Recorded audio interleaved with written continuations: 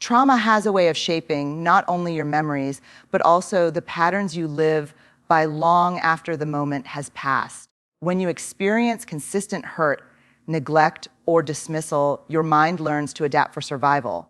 That adaptation often teaches you to accept treatment that dishonors your worth because it was the only way to keep peace or avoid further harm. Instead of recognizing disrespect as unacceptable, you start to see it as normal. Your nervous system adjusts to chaos until chaos feels familiar. This conditioning happens slowly, almost invisibly.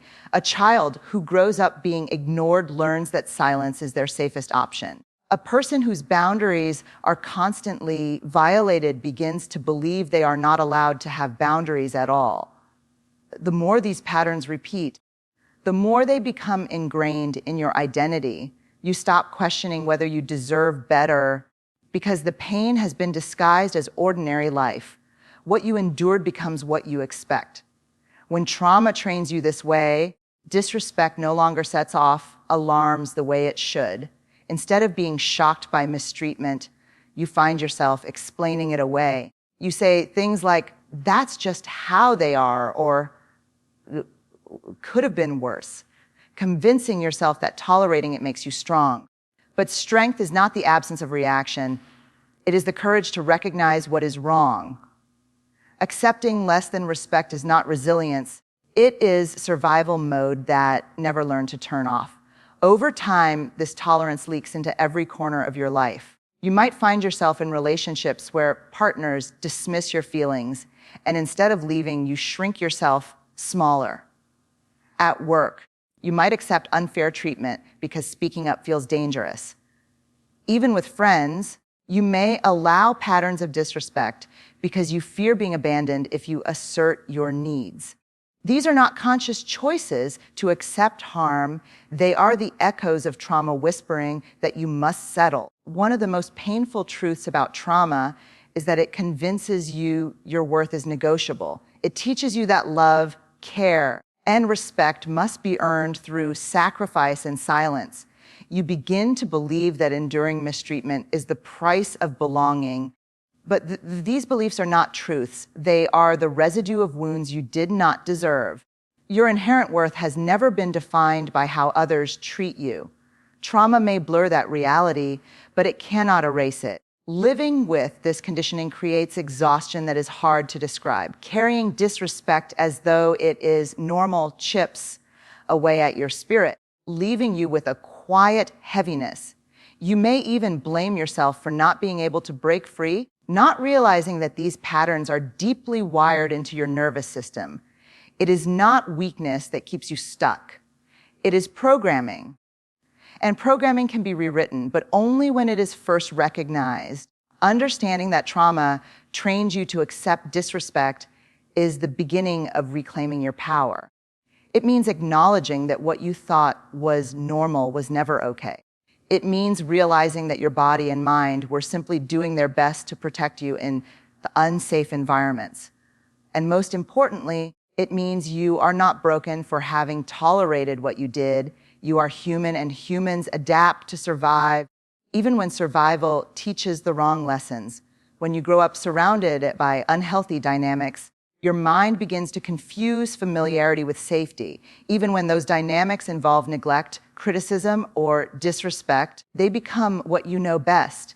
The human brain naturally clings to what is predictable, even if it is painful, because predictability feels more secure than the unknown. This is why many people stay in situations that hurt them.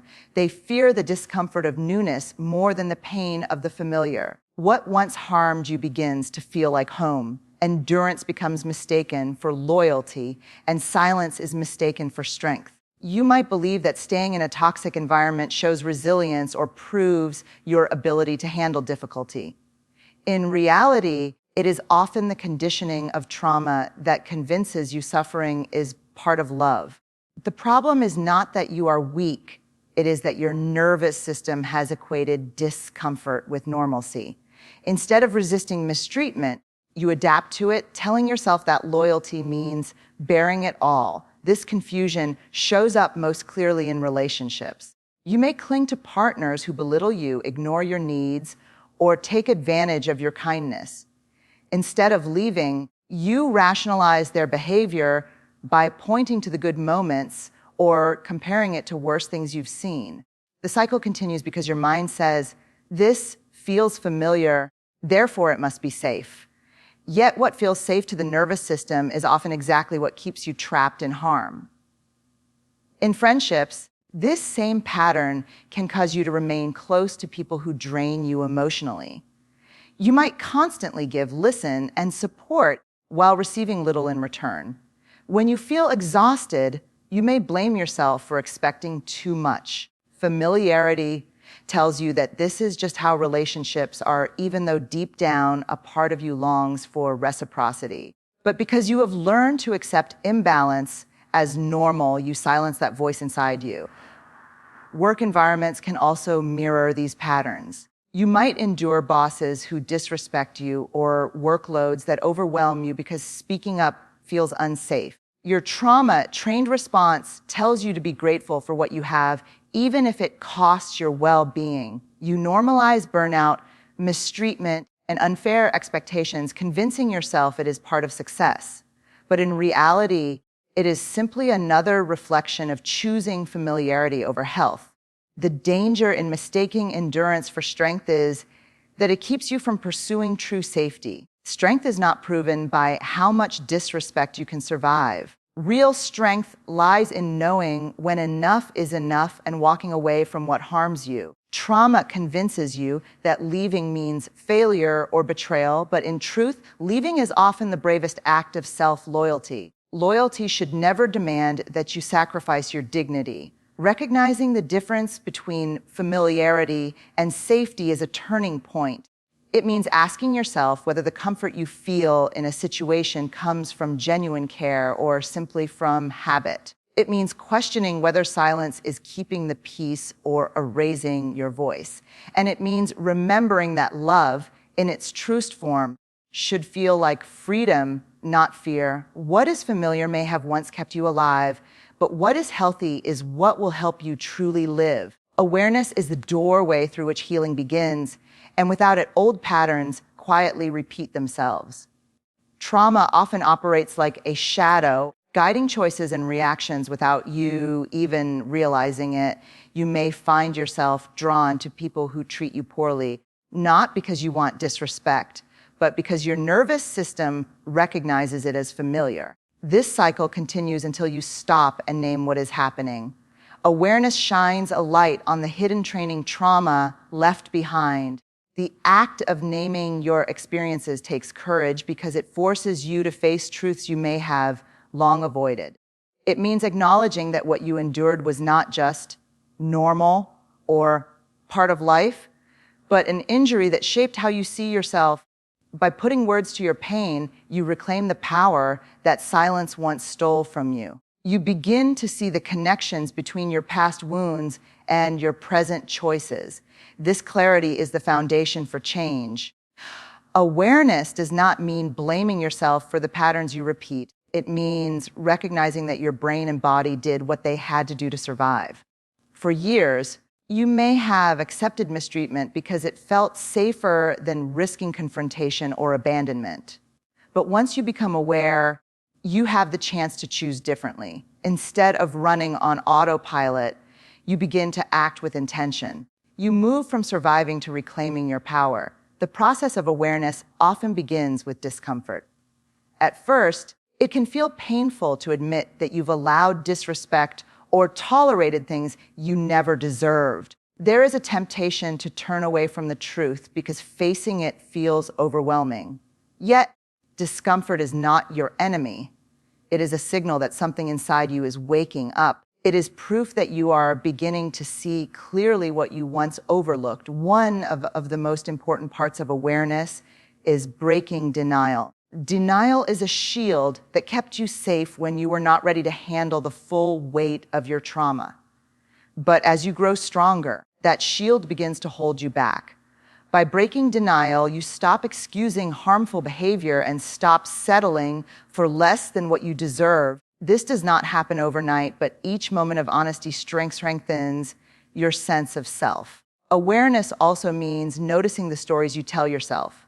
Trauma often plants beliefs like, I'm not good enough, I don't deserve respect, or if I speak up, I'll be abandoned. These stories play on repeat until you mistake them for truth. Becoming aware means pausing to ask, who told me this? Where did I learn it?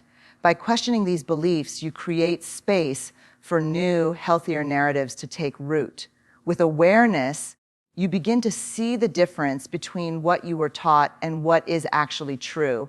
You realize that disrespect is not love, silence is not strength, and endurance is not loyalty. This shift does not erase your past, but it changes how your past influences your present. Awareness transforms pain into knowledge and knowledge into power.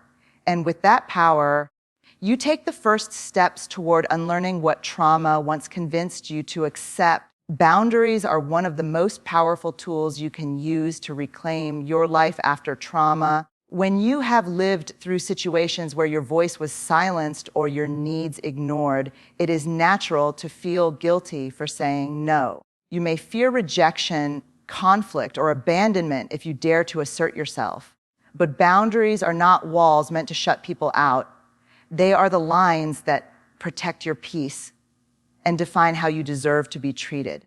Without them, disrespect slips in unnoticed and becomes normalized. Learning to set boundaries often feels uncomfortable at first, especially if you were taught to believe that putting yourself first is selfish. Trauma conditions you to place everyone else's needs above your own, as if sacrificing yourself is the only way to be loved. But love that demands the loss of your identity is not love at all.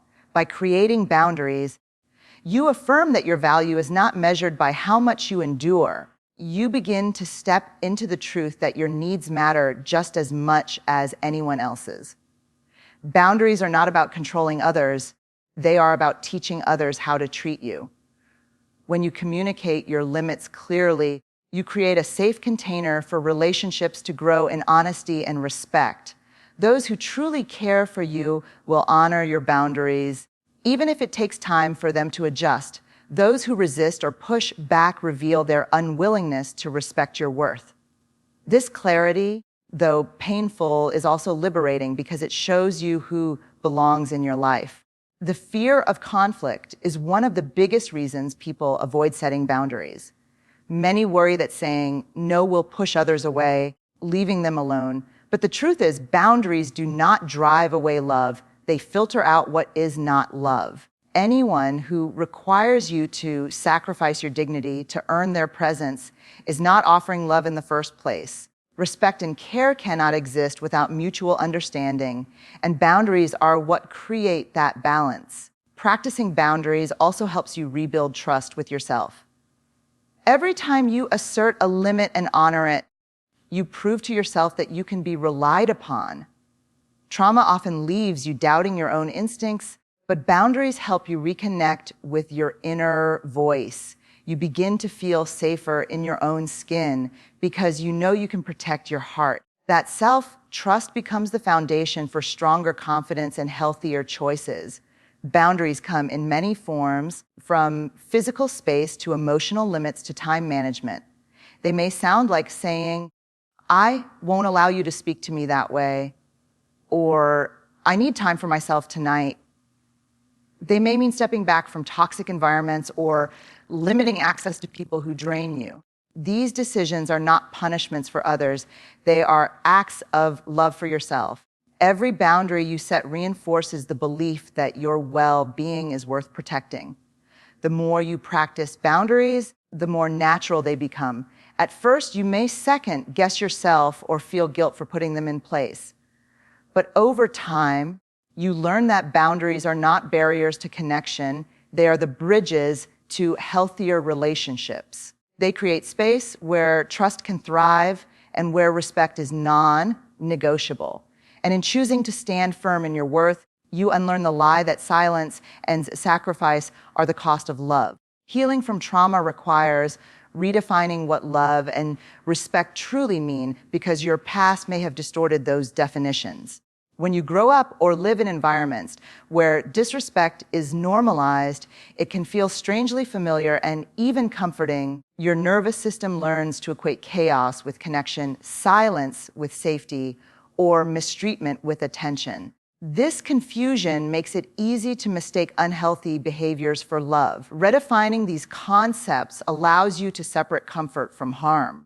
To begin this process, you have to ask yourself hard questions about what you believe you deserve.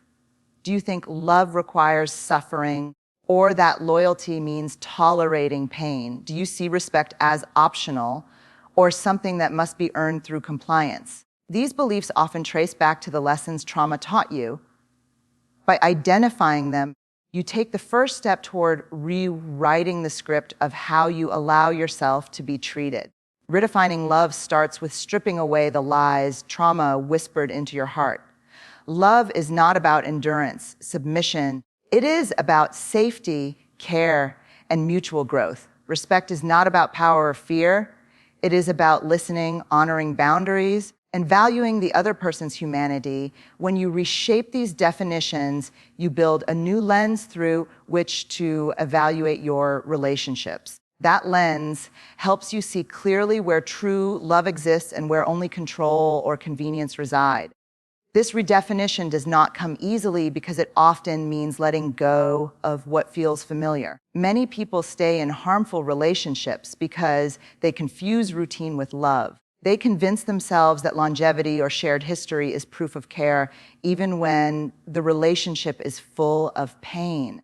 But real love cannot thrive in environments where disrespect is tolerated. Choosing to walk away from harmful patterns is not giving up on love, it is giving yourself permission to experience it fully. Redefining love and respect also involves creating standards that align with your worth. These standards become a personal compass that guides how you show up in relationships. They might sound like, I deserve to be spoken to with kindness, or love should not make me feel small. By affirming these truths, you protect yourself from slipping back into old habits of accepting less than what you need. Standards are not about perfection, they are about honoring your humanity.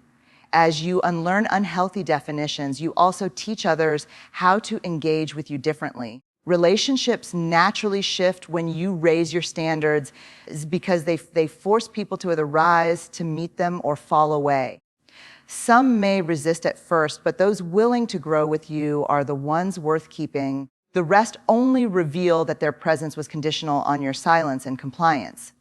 This clarity, while painful, clears the path for relationships built on authenticity. Redefining love and respect is an ongoing journey, not a single decision. Each new interaction offers an opportunity to practice your new definitions and stand firmly in your truth.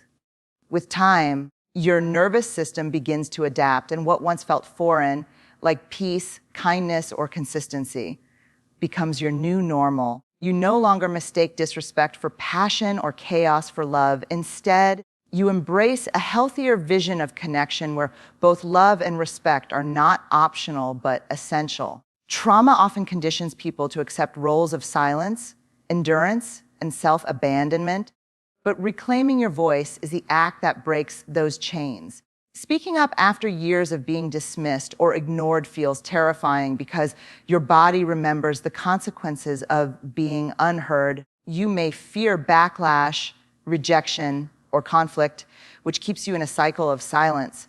Yet every time you find the courage to speak your truth, you chip away at the power trauma once held. Your voice becomes the bridge between who you were forced to be and who you are meant to become. Reclaiming your voice is not about being loud or confrontational. It is about honoring your inner truth. For many survivors, the hardest part is believing that their perspective matters at all. Trauma convinces you that your feelings are too much or not enough, creating a silence that slowly erodes self-worth. But your voice is the evidence that you exist and that your experiences are real. Learning to express yourself with honesty is how you affirm your place in the world. The act of speaking up also reshapes your nervous system, which has been trained to shrink in the face of conflict. Each time you set a boundary or say what you need, you create new patterns that replace fear with confidence. At first, your body might respond with shaking hands or a racing heart, but that is only proof that you are breaking old cycles. Over time, your nervous system learns that expression does not equal danger. Your voice becomes a source of safety instead of fear. Finding your voice also shifts the dynamics of your relationships. People who relied on your silence may resist or even become angry when you begin to speak up. This reaction is not proof that your voice is wrong. It is evidence that your silence once served their comfort. The right people will adapt, listen, and value what you share, even if it challenges them. Speaking up forces the truth into the light, and only authentic connections survive that test. One of the most healing aspects of reclaiming your voice is the way it reconnects you to yourself. For so long, you may have denied your feelings just to keep the peace or avoid conflict. But when you allow yourself to name your emotions and needs, you realign with your authenticity, you begin to live in a way that reflects your inner reality rather than suppressing it for others. That alignment is the foundation for self-respect and self-love. Your voice also serves as a model for others who are still trapped in silence. When people witness you speaking your truth, they see that it is possible to survive the discomfort and come out stronger. This creates ripples of courage that extend far beyond yourself. Reclaiming your voice is not just about personal healing. It is also about challenging the culture of silence that enables disrespect and mistreatment to thrive. By speaking, you invite others to do the same. The journey of reclaiming your voice is filled with both victories and setbacks. There will be times when fear wins and you fall back into silence, but even then, your awareness is proof of growth. Each attempt to speak is a step toward freedom, no matter how small. Over time, those steps create momentum and silence loses its grip on you.